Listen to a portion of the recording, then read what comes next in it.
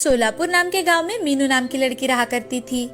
वो अपनी पढ़ाई के साथ साथ अपने माँ पिताजी को खेतों के कामों में भी हाथ बटा दिया करती थी। मीनू एक दिन खेतों में काम कर रही थी कि तभी उनके खेत में कुछ लोग गन्ने लेने के लिए आए। तभी मीनू के पिताजी शंकर, कौन हो भाई और क्या चाहिए तुम्हें? अरे भाई, हम यहाँ गन्ने लेने के लिए आए थे। तुम्हारे खेत में गन्ना दिखा तो चले आए। अच्छा अच्छा, ऐसी बात है। कितना गन्ना चाहिए था आपको? जी, हमें 50 किलो गन्ना चाहिए था। क्या आप हमें अभी गन्ने काट कर दे सकते हैं? जी ठीक है, मैं आपको अभी गन्ने काट कर दे सकता हूँ, मगर मुझे गन्ने के दाम 15 रुपए किलो चाहिए। अरे भाई, तुम इस गन्ने के ज्यादा पैसे लगा रहे हो। हम तो ज्यादा से ज्यादा 12 रुपए देंगे, उसके ऊपर 1 रुपया नहीं दे सकते हम। ठीक है, अभी देता हूँ। ऐसा कहकर शंकर अपने खेत से गन्ने काट कर उन लोगों को दे देता है। थोड़ी देर बाद शंकर अपनी पत्नी सुमति के साथ घर चला जाता है। घर जाते ही सुमति हाथ मुंह धोकर रसोई का काम करने के लिए चली जाती है और मीनू अपनी पढ़ाई करने बैठ जाती है। तभी शंकर सुमति से, अरे भगवान, जो मैंने तुम्हें पैसे दिए थे वो अलमारी में ठीक से रख तो दिए है ना? नहीं जी, मैंने तो वो भगवान के सामने रख दिए हैं, बाद में अलमारी में रखूंगी। आपको नहीं लगता कि उन्होंने हमसे बहुत ही कम दामों में गन्ना खरीदा? अरे भाग्यवान, वो तो मुझे भी पता है कि उन्होंने कम दाम लगाया, मगर घर आए लक्ष्मी को हम कैसे ठुकराते, इसलिए मैंने उन्हें गन्ने दे दिए। आपकी ये बात सही है। चलो मैं खाना बनाती हूँ। उन दोनों की बातें मीनू सुन रही थी। मीनू अपने पिताजी से, पिताजी, क्या हमारे खेत का गन्ना इतना सस्ता बिकता है?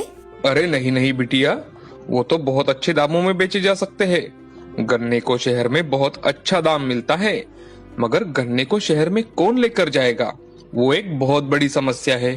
पिताजी, ठेले पर तो गन्ने का जूस बहुत महंगा होता है, 20 रुपए तो होता ही होता है। बिटिया, तुम्हारी सारी बातें सही है, मगर हम कुछ नहीं कर सकते। शहर में लेकर जाने के लिए खर्चा भी तो आएगा। हम गरीब किसानों को वही दाम पड़ता है। मीनू अपने पिताजी की बातें सुन चुप हो जाती है। मीनू रात भर अपने पिताजी की बातें सोचती रहती है। सुबह उठकर मीनू अपने काम करके कॉलेज चली जाती है। कॉलेज पहुंचने पर उसे थकान महसूस होने लगती है और उसी कारण वो सोचती है कि आज तो मुझे गर्मी के कारण बहुत ही थकान महसूस हो रही है। अगर मुझे यहाँ जल्दी से फ्रूट जूस मिल जाए तो कितना अच्छा हो जाएगा, इंस्टेंट एनर्जी मिल जाएगी। ऐसा सोचकर मीनू अपने कॉलेज चली जाती है। कॉलेज छूटने के बाद वो घर आ जाती है। कुछ दिन ऐसे ही बीत जाते हैं। शंकर के घर के हालात बहुत ही खराब हो जाते हैं। उसमें मीनू की कॉलेज की फीस भी आ जाने की वजह से शंकर और मालती टेंशन में आ जाते हैं। तभी ये सब देखकर मीनू अपने पिताजी से, पिताजी, मैं कुछ दिनों से सोच रही थी कि क्यों ना हम कॉलेज के सामने एक ठेला लगाकर गन्ने का जूस बेचे। वहाँ आसपास कोई भी ठेले वाला नहीं है और कॉलेज करके मैं आपका हाथ बटाने आ जाया करूंगी। मीनू की बातें सुन शंकर और मालती सोच में पड़ जाते हैं। थोड़ा सोचने के बाद मालती शंकर से, मैं सोच रही हूँ कि हमारी मीनू सही कह रही है। मुझे उसका निर्णय अच्छा लगा। उसके साथ आप रहेंगे तो हमें चिंता की कोई बात भी नहीं रहेगी। अच्छा ठीक है, मगर गन्ने का जूस निकालने के लिए हमें मशीन भी तो लगेगी ना? मालती घर में जाकर अपने जमा किए हुए पैसे लेकर आती है और शंकर को देकर, ये कुछ पैसे है, मैंने अपनी बिटिया की शादी के लिए रखे थे, मगर अभी इसकी जरूरत है तो आप इसे इस्तेमाल कर सकते हो। अगले दिन वो पैसे लेकर शंकर बाजार चला जाता है और एक गन्ने का जूस निकालने वाली मशीन खरीद कर लाता है और स्कूल के सामने एक ठेला लगा देता है। शंकर मीनू से, अरे बिटिया, हम इतने सारे पैसे खर्च करके ये मशीन तो लेकर आए, मगर हमारे यहाँ ग्राहक तो आएंगे ना? क्यों नहीं आएंगे पिताजी, हमारा गन्ना अच्छा है, इसीलिए हमारे गन्ने का रस भी ताजा और बहुत गुणकारी रहेगा, इसीलिए ग्राहक बार बार हमारे यहाँ जरूर आएंगे। तुम्हारी बातें सुनकर तो मुझे सच में लग रहा है कि हमारा गन्ने का जूस पीने बहुत सारे लोग आएंगे। दूसरे दिन शंकर और मीनू जल्दी ही ठेले पर चले जाते हैं। सुबह उनके ठेले पर कोई नहीं आता, मगर जैसे जैसे दोपहर होने शुरू हो जाती है वैसे वैसे मीनू के ठेले पर लोग आना शुरू हो जाते हैं। एक बूढ़ा आदमी शंकर से, अरे भाई, एक ग्लास गन्ने का जूस तो दो, बहुत थकावट लग रही है। अभी देता हूँ दादाजी, आप बैठिए। हाँ, मैं अभी बैठ जाता हूँ। ऐसा कहकर शंकर गन्ने का रस निकालना शुरू कर देता है। कुछ मिनटों में ही गन्ने का जूस तैयार हो जाता है।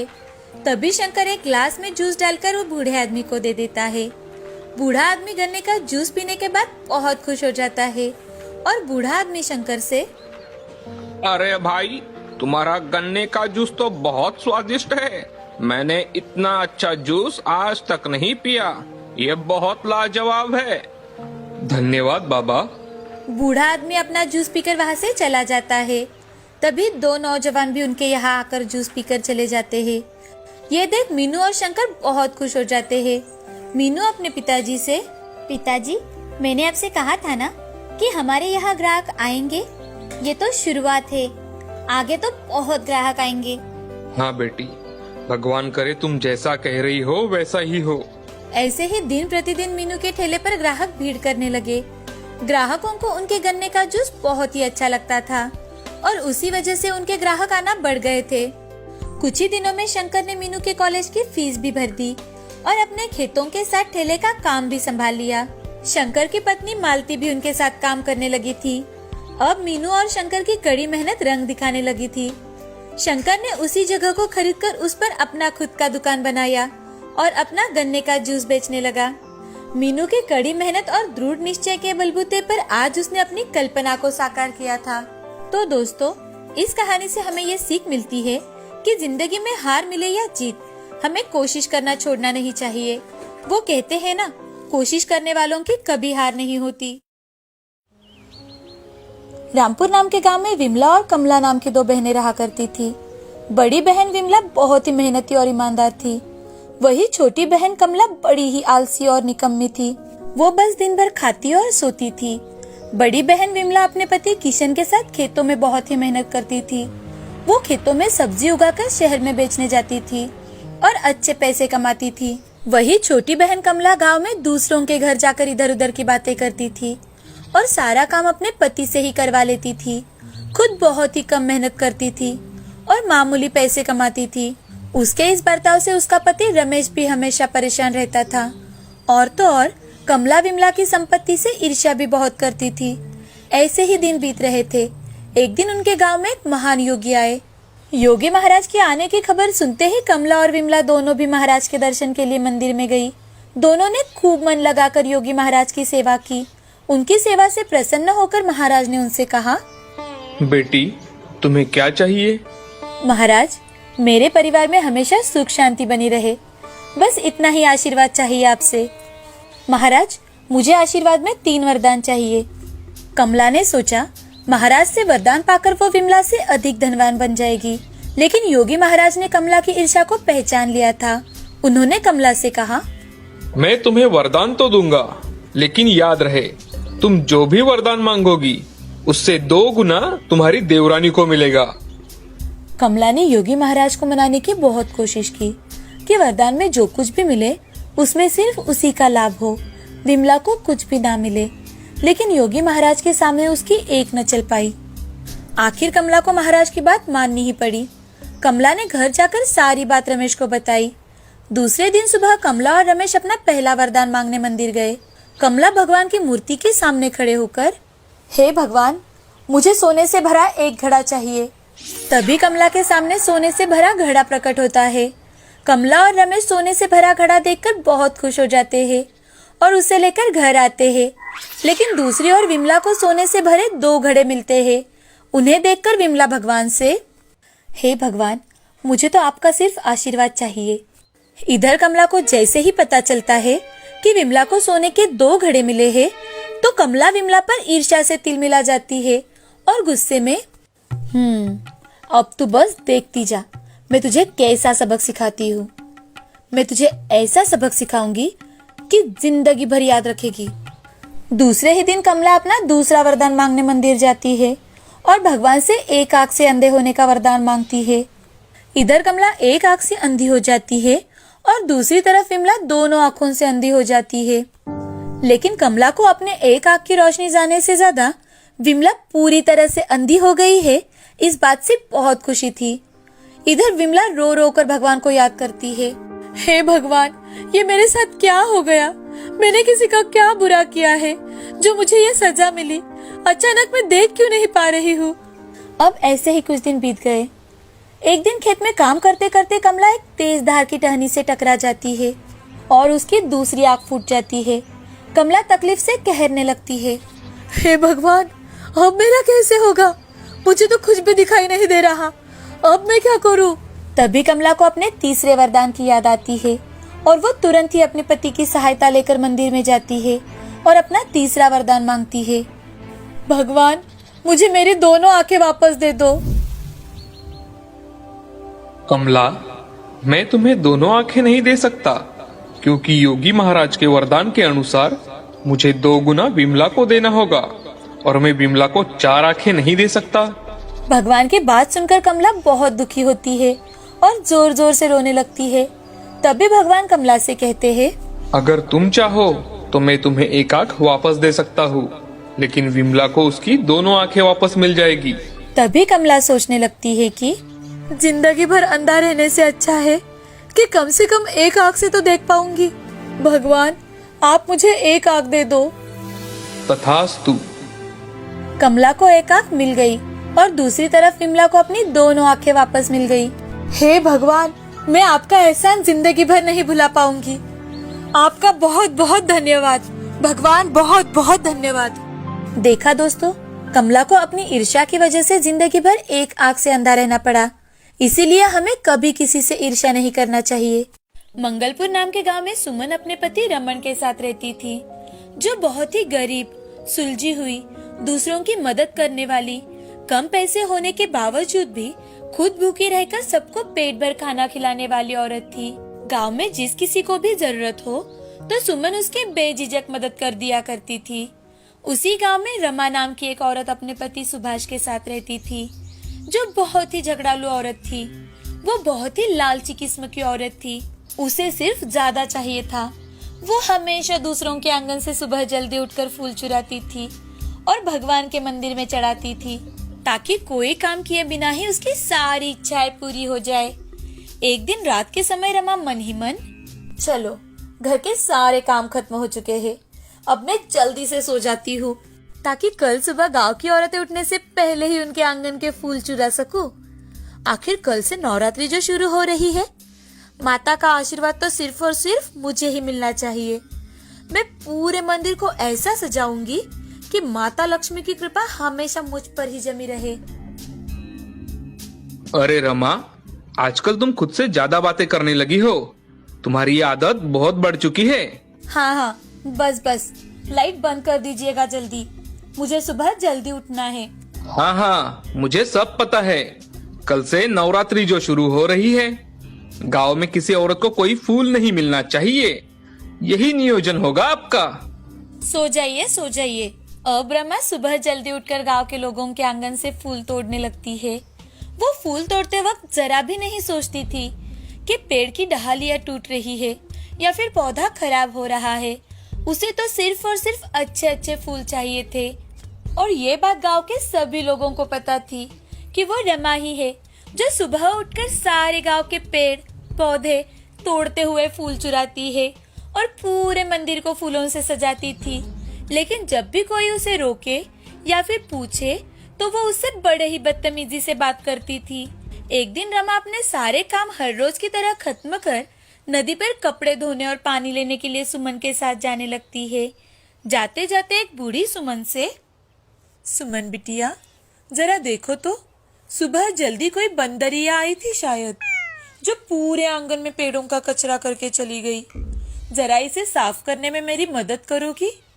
बहुत अच्छा होगा बिटिया। ओ बुढ़िया कही की, बोलना कि रमा फूल तोड़कर ले गई और यहाँ कचरा कर गई। बंदर बोलती है क्या मुझे? पूरे गांव को पता है कि सिर्फ और सिर्फ मैं ही फूल तोड़ने आती हूँ सुबह। अरे रमा, ऐसे क्यों बात करती है? मैं तुझे थोड़ी ना बंदरिया बोलूंगी। तुम्हारे जाने के बाद सच में ही यहाँ बंदरिया आई होगी, जो इतना आंगन खराब कर गई। चुप करो बूढ़ी कही की, किसी को कोई काम नहीं है क्या यहाँ? चल सुमन, हम हमारे काम के लिए निकलते हैं। फिर वहां जाकर अच्छी जगह नहीं मिलती कपड़े धोने के लिए और कपड़े भी ठीक से नहीं निकलते। रमा, तुम चलो, मैं अभी थोड़ी देर में पहुंचती हूँ। बूढ़ी माँ की थोड़ी मदद कर देती हूँ। हाँ हाँ, तूने ही ले रखी है सारे गांव की जिम्मेदारी। करती रहे लोगों के काम, मैं तो चली। अब रमा आगे जाकर अपने कपड़े धोकर उसे सुखाने के लिए डाल रही थी कि तभी सुमन अपने कपड़े धोने लगती है। उसे देख रमा, आ गई सारे गांव की काम वाली। आज नहीं लाई किसी के कपड़े या फिर घड़ा जिसे भरकर पानी ले जा सके। रमा, ऐसे क्यों बात करती हो? अरे वो थके हारे हैं, बूढ़े हो चुके हैं। क्या हुआ अगर हम उनकी कुछ मदद कर दे तो? तभी वहां से एक साधु गुजर रहे थे। वो रमा की ओर देखकर, बेटी, क्या मुझे थोड़ा पानी मिलेगा? बहुत प्यास लगी है बेटी। ओ साधु बाबा, चलो निकलो यहाँ से। पानी ही पीना है तो इतनी बड़ी नदी नहीं दिख रही? ले लो कहीं से भी पानी और पी लो। पानी क्या मांगना पड़ता है? अरे बेटी, मेरे पास पानी पीने के लिए कोई साधन नहीं है। तो अपने हाथ तो है ना, उन्हीं से पी लो। हमें क्यों परेशान कर रहे हो? चलो निकलो यहाँ से। रुको साधु बाबा, मैं अभी आपके लिए पानी लेकर आती हूँ। सुमन अपने मटके में पानी भरकर साधु बाबा को पिलाती है। तो साधु, बेटी, तुम्हारा बहुत बहुत धन्यवाद। क्या तुम इसी गांव की हो? जी बाबा, हम इसी गांव के हैं। आप कहाँ से आए हैं? बेटी, मैं जंगलों में यहाँ से वहाँ भटकता रहता हूँ। आज तुमने मुझे पानी पिलाया है तो मैं तुम्हें आशीष के तौर पर एक मटका देना चाहता हूँ। जब तक ये मटका तुम्हारे घर में रहेगा, तुम्हारे घर में सुख शांति खिलती रहेगी। साधु कई सारे मटके अपनी सिद्धि से बनाते हैं। घड़ों को देख रमा, इतने सारे घड़े! अरे इसमें तो सोने का भी घड़ा है। क्या मैं पूछ लूं इस बाबा से एक घड़े के लिए? हाँ हाँ, तुम भी ले जा सकती हो एक घड़ा। आपको कैसे पता चला कि मैं क्या बात कर रही हूँ? बेटी, मैं दूसरों की मन की बात जान लेता हूँ। मुझे सब कुछ पता है। हाँ तो ठीक है। क्या मैं ये सोने का घड़ा ले जा सकती हूँ? हाँ जरूर। बेटी सुमन, तुम कौन सा घड़ा लेकर जाओगी? बाबा, मेरे घर में तो सब कुछ है। मुझे किसी चीज की कोई कमी नहीं है। अच्छा ठीक है, लेकिन बेटी मेरी बात मानो, तुम इसमें से एक घड़ा लेकर जाओ। सुमन, मैंने तो अपने पसंद का घड़ा ले लिया है, अब तू भी ले ले। अब सुमन अपने लिए मिट्टी का घड़ा पसंद करती है और उसमें पानी भरती है। तभी रमा मन ही मन, अब तो मैं अपने लिए इस घड़े को पिघलाकर बहुत सारे गहने बनाऊंगी ताकि गांव में सबसे अमीर और सबसे खूबसूरत मैं ही दिखूंगी। और ये सुमन, ये तो बिल्कुल ही पागल है। इसे तो बिल्कुल अकल नहीं है। इसने तो मिट्टी का घड़ा ही लिया जो कहीं पर भी आसानी से मिल जाता है। क्या हुआ दीदी, आप हंस क्यों रही है? अरे कुछ नहीं कुछ नहीं, ऐसे ही। रमा जल्दी जल्दी में ही अपने घर जाने लगती है। जाते जाते आज वो किसी से बात नहीं करती। कोई उसे रोकने की कोशिश करे तो वो उसकी तरफ देखे बिना ही चली जाती है। गांव के पास जाते ही घड़े को छुपा लेती है ताकि कोई उसके सोने के घड़े को ना देख पाए। अब दोनों अपने अपने घर चली जाती है और रमा जल्दबाजी में अपने घड़े का पानी आंगन में ही फेंकने लगती है तो उसके शरीर पर अचानक से कई सारे कीड़े हमला कर देते हैं। अरे अरे ये क्या हो रहा है? अरे ये कीड़े, इतने सारे कीड़े कहाँ से आ गए? ये मुझे काट रहे हैं। कोई बचाओ बचाओ, कोई बचाओ मुझे। रमा वो घड़ा अपने हाथ से नीचे फेंक देती है और वो नीचे गिरते ही अदृश्य हो जाता है। तभी रमा पागलों की तरह उस साधु बाबा को ढूंढने के लिए जंगल की ओर भागने लगती है क्योंकि उन कीड़ों ने रमा के शरीर पर जगह जगह पर जख्म कर दिया था। दूसरी ओर सुमन जैसे ही घड़े का पानी अपने दूसरे मटके में डालना शुरू करती है तो उसमें से सोना निकलने लगता है। जब जब सुमन उस घड़े को उल्टा करती तब तब उसमें से सोने के सिक्कों का पानी बहने लगा। यहाँ भागते भागते थकी हारी रमा, साधु बाबा कहाँ है आप? आपने ये कौन सा घड़ा मुझे दिया था? ये मेरे पूरे शरीर में आग जल रही है जिसमें सिर्फ कीड़े ही कीड़े निकले। तभी आकाश में साधु का चित्र बन जाता है और वो रमा से, रमा, वो पाप का घड़ा था जो तुमने खुद चुना था अपने लिए, और सुमन ने पुण्य का घड़ा चुना था, इसलिए उसका घर सोने से भर चुका है। अब रमा को अपनी गलती का एहसास हो जाता है और अपनी बदतमीजी से की जाने वाली बातें याद आती है। उसे समझ में आ जाता है कि भगवान भी उसी की मदद करते हैं जो सच्चे मन से, सच्चे भाव से किसी की सेवा करते हैं।